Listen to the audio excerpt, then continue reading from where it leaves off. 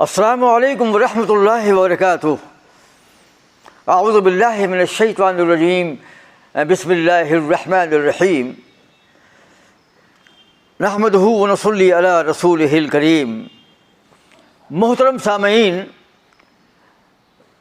آج ہم الہاس نگر اسٹیشن کے پلیٹ فارم نمبر 1 کے بالکل خاتمے پر نیچے گہرائی میں واقع ایک مسجد کا ذکر کرنے والے ہیں جو الہاس نگر اسٹیشن سے بالکل ملحق ہے، پلیٹ فارم سے لگ کر کے ہے، اور اس مدرسہ و مسجد کا نام ہے مدرسہ انجمن اصلاح المسلمین۔ اس کا پتہ ہے سنجے گاندھی نگر، نزد railway station, west Ulhas Nagar 3۔ یہ مسجد جو ہے الہاس نگر کے لوگوں کے لیے ایک نعمت عظمیٰ سے کم نہیں۔ اس مسجد کے ارد گرد اور اس علاقے میں اہل حدیثوں کی ہزاروں کی تعداد میں آبادی ہے بحمدہ تعالی۔ اور سب سے پہلے جو ہے یہاں پر وجیہ الدین بن معین الدین بن رحیم اللہ بن گل محمد یہ تشریف لائے تھے، سن 1968 میں تشریف لائے تھے۔ ان کا تعلق سدھارتھ نگر کے رومندئی علاقے سے ہے۔ یہ مسجد سن 1989 میں تعمیر ہوئی۔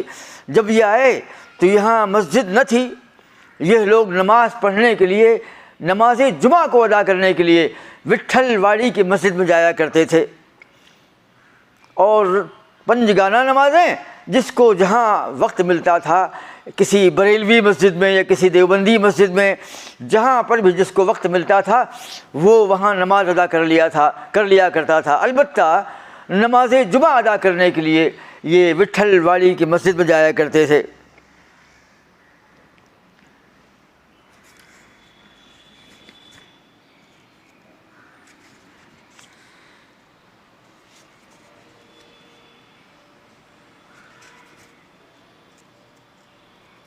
اللہ اکبر۔ وجیہ الدین اور جمیل سے پہلے اہل حدیث جو ہیں دب کر رہا کرتے تھے۔ یہاں کے مقامی جو مسلمان ہیں اہل بدعت، ان سے یہ خائف رہا کرتے تھے۔ اتنا شدید ماحول تھا، اتنا مخالفانہ ماحول تھا کہ اہل حدیث جو ہیں ٹوپی اور داڑھی کا اہتمام کرنے سے ڈرتے تھے، یعنی ٹوپی لگانے سے اور یہاں پر داڑھی رکھنے سے بھی خوف کھاتے تھے، اتنا برا ماحول تھا۔ لیکن وجیہ الدین اور جمیل صاحب کے آنے کے بعد جو ہے ایک ایسا وقار، ایک ایسا رعب اور دبدبہ قائم ہوا کہ یہاں کے اہل حدیثوں کو جو ہے بڑی ہمت حاصل ہوئی۔ مسعود احمد جمیل کے بڑے بھائی ہیں۔ وجیہ الدین کا دارو خانہ میں پائپ کا کاروبار تھا۔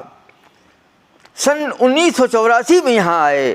ہم نے آپ سے بھی ذکر کیا کہ یہ سن 1968 میں آئے تھے، تو کہیں اور آئے تھے، غالباً بمبئی میں کہیں آئے ہوں گے، لیکن یہاں پر جو ہے 1984 میں یہاں پر آئے، وہ اس الہاس نگر اسٹیشن کے پاس، یعنی الہاس نگر کے اس علاقے میں آئے۔ ایک روز جمیل ڈون صاحب ہیں، مسعود اور وجیہ الدین صاحب کتاب اللہ، عبد الرب، عبد الرحمن، راز محمد، اصغر مرحوم، عبد السلام، یہ سب ایک مقام پر بیٹھے تھے، محو گفتگو تھے، اور بس یوں ہی باتوں میں یہ بات نکل آئی کہ بھائی یہاں پر جو ہے نماز ادا کرنے کے لیے اور دینی نظام کے قیام کے لیے ایک مرکز چاہیے، نماز پڑھنے کے لیے ایک مسجد چاہیے، اور بچوں کی تعلیم کے لیے ایک مدرسہ چاہیے۔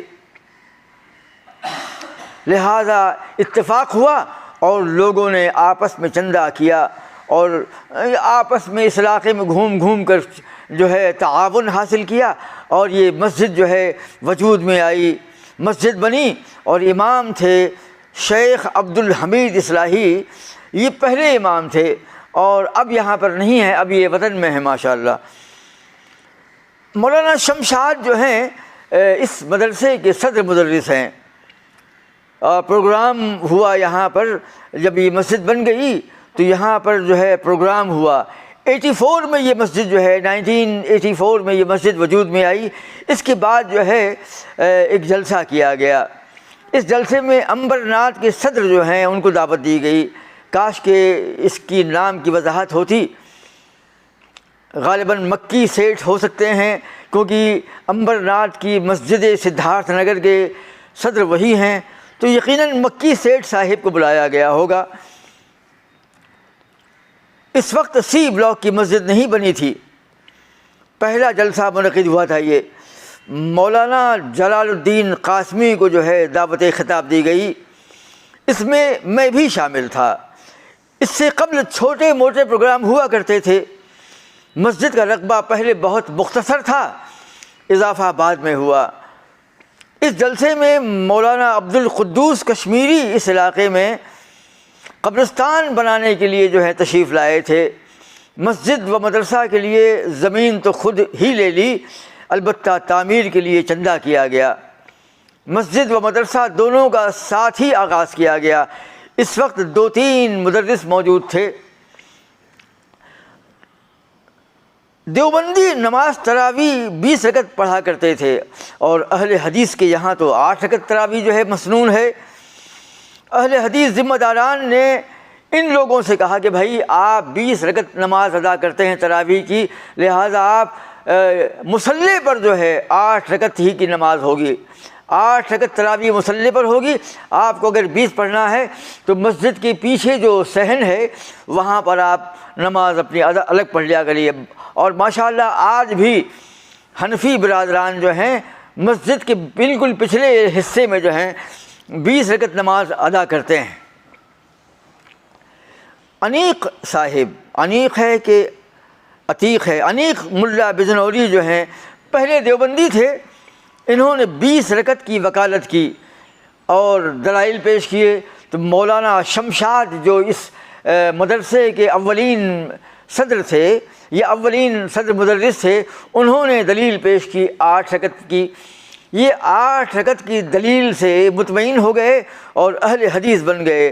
اور اتنے متشدد اہل حدیث بن گئے کہ موصوف نے یہ وصیت کی کہ میرے انتقال کرنے کے بعد میری نماز جنازہ اہل حدیث ہی پڑھائے. یہاں کے مدرسے میں بہت سے طلبہ ہیں. جب میں نے کتاب لکھی تھی یہ سن 2018 میں، تو 70 طلبہ تھے، لیکن اب تو بے شمار طلبہ ہیں. اور یہ اس مدرسے میں جو ہیں دیوبندی اور بریلوی بھائیوں کے بچے تعلیم حاصل کرنے آتے ہیں، بلکہ دیوبندی اور بریلوی مساجد کے ائمہ کے بچے بھی یہاں پر تعلیم حاصل کرنے آتے ہیں. اور یہاں کے بریلوی جو ہیں بہت ہی امن پسند ہیں بحمدہ تعالیٰ. یہاں کوئی اختلاف نہیں، نہ کوئی ٹکراؤ ہے، نہ کوئی جھگڑا ہے، بلکہ دیوبندی اور بریلوی بھی یہاں نماز ادا کرنے آتے ہیں. ان کے بچے مدرسے میں تعلیم حاصل کرتے ہیں.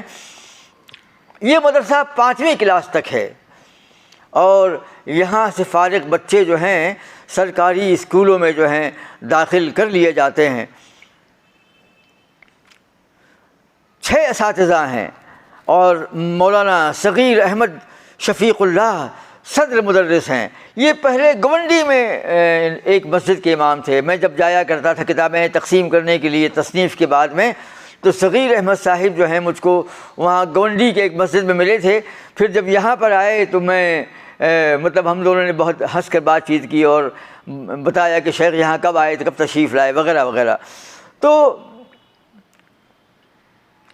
اور مولانا شمشاد احمد جو ہیں سراجی، یہ نائب صدر ہیں. مولانا فیروز احمد ریاضی امام و خطیب ہیں. اور مولانا شمس الدین بن نور الحسن یہ مربی انجمن ہیں. حافظ محمد زاہد حسین فیضی نائب امام و خطیب ہیں. ماسٹر رومی سریش پوار صاحب جو ہیں یہ BCom ہیں، یہ یہاں کے ماسٹر ہیں اس مدرسے کے. ممکن ہے اس تقسیم میں، یعنی جو میں نے ذمہ داری اس میں بیان کی ہے، اوپر نیچے معاملہ ہو گیا ہو، لیکن بہرحال یہ جو ہے ایک بڑا مرکز ہے. اور یہاں پر بھی جو ہیں یہاں کے ذمہ داران جو ہیں جلسے وغیرہ کا اہتمام کبھی کبھی کر لیا کرتے ہیں. مولانا احسان مدنی جو وٹھل واڑی کے علاقے میں رہا کرتے ہیں، ویسے کلیان میں آج کل موصوف نے ایک فلیٹ لے لیا ہے اور آج کل یہیں پر مقیم ہیں.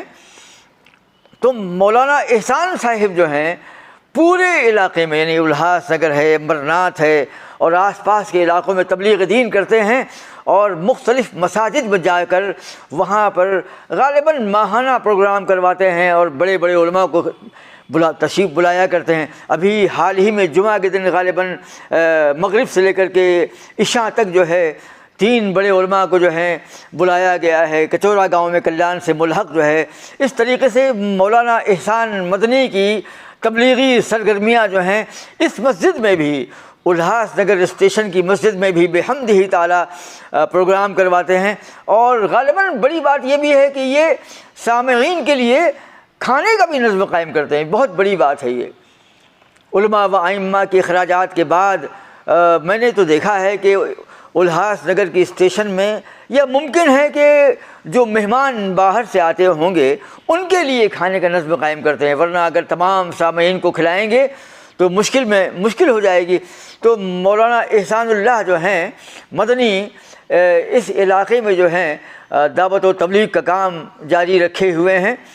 موصوف کا ترجمہ، ان کی زندگی کے احوال اور ان کی سرگرمیاں انشاءاللہ ہم الگ سے کوشش کریں گے کہ الگ سے ایک ویڈیو بنائیں۔